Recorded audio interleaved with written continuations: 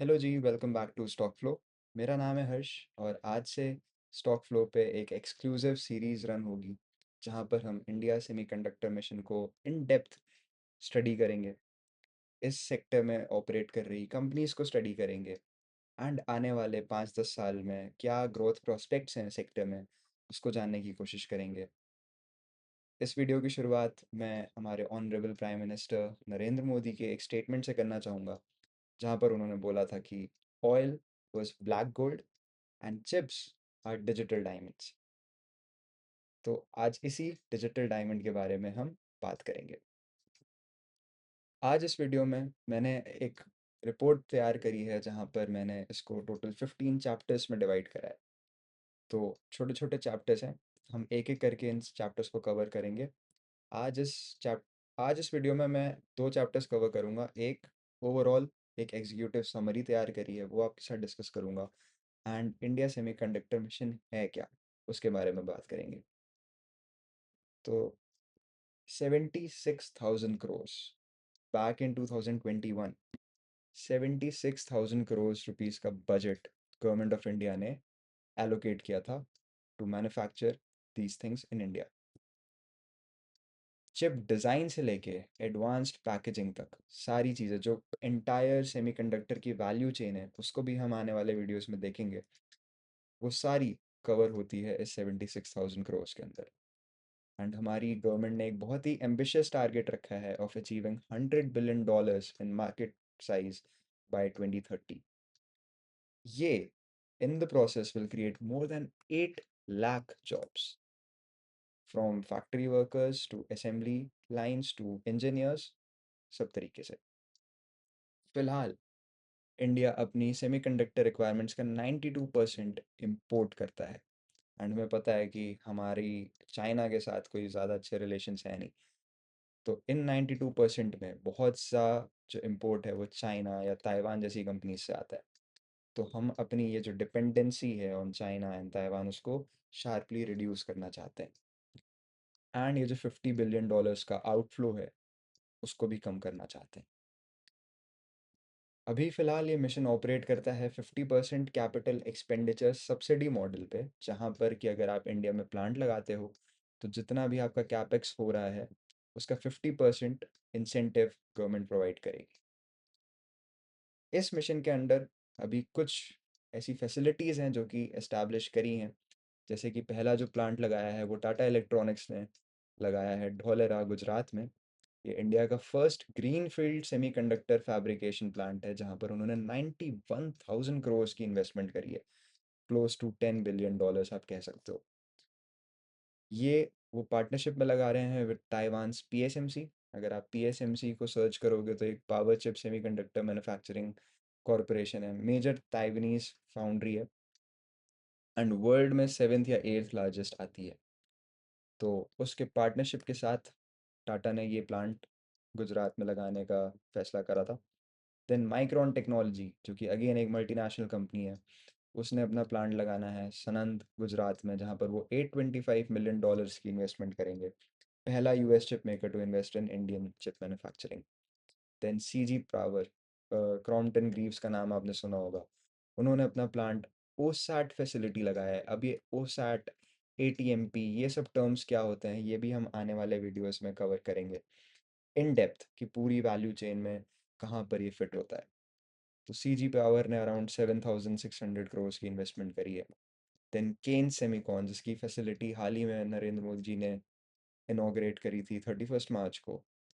Keynes का Semicon ओसैट plant सनंत, Gujarat में, उन्होंने 3,300 करोड़ का इन्वेस्टमेंट करा है।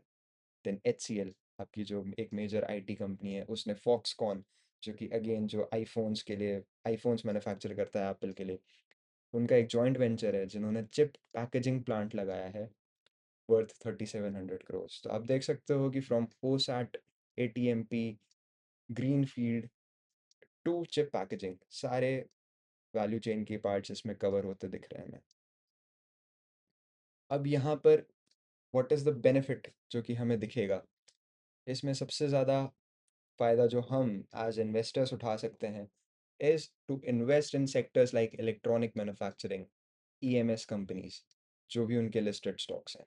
जैसे कि आपने देखा केन सेमीकॉन की फैसिलिटी इनॉग्रेट हुई, सीजी क्रॉम्पटन ग्रीव्स की प्लांट लगा है with Renes and Stars Microelectronics.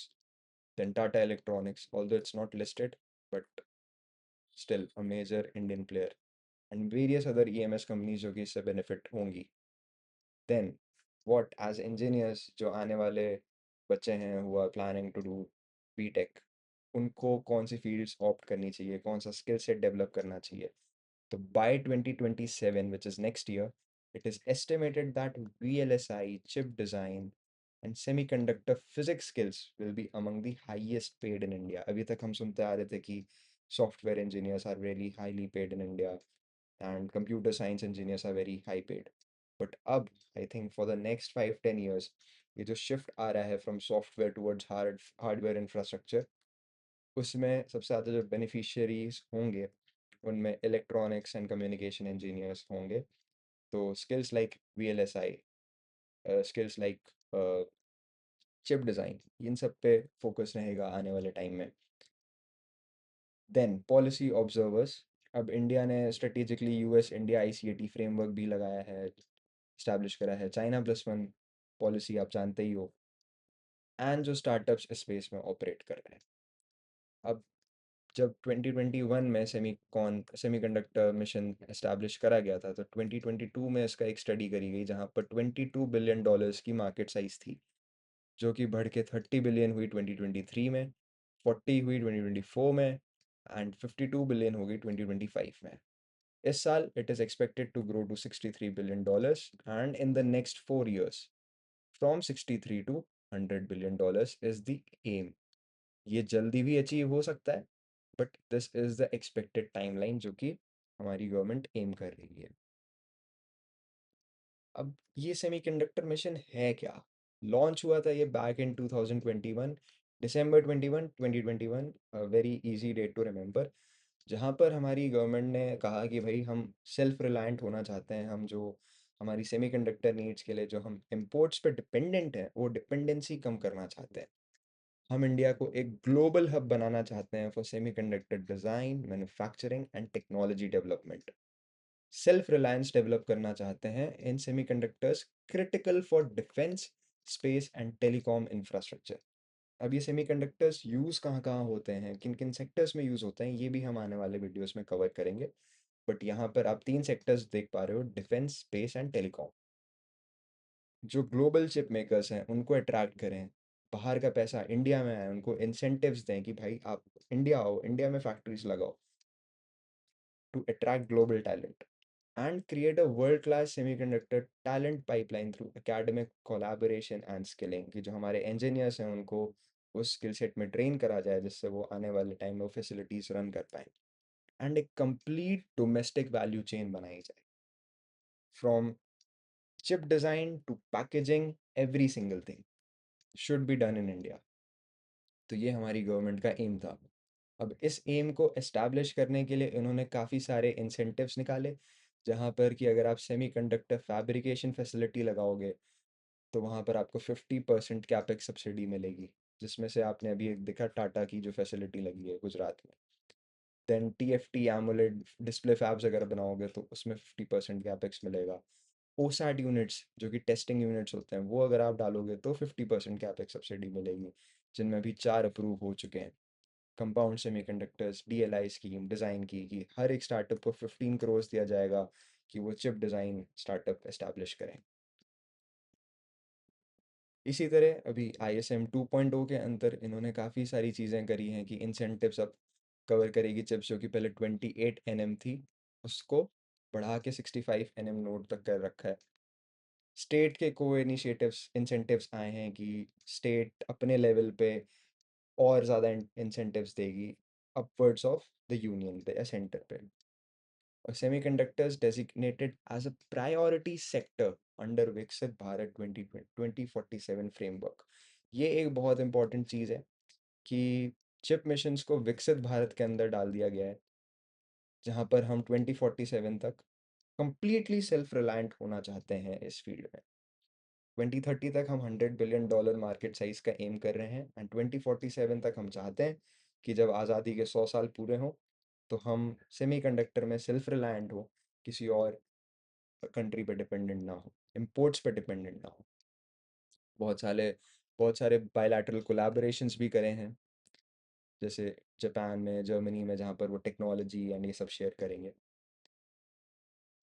तो बस अभी इस वीडियो के लिए हम इतना ही रखेंगे।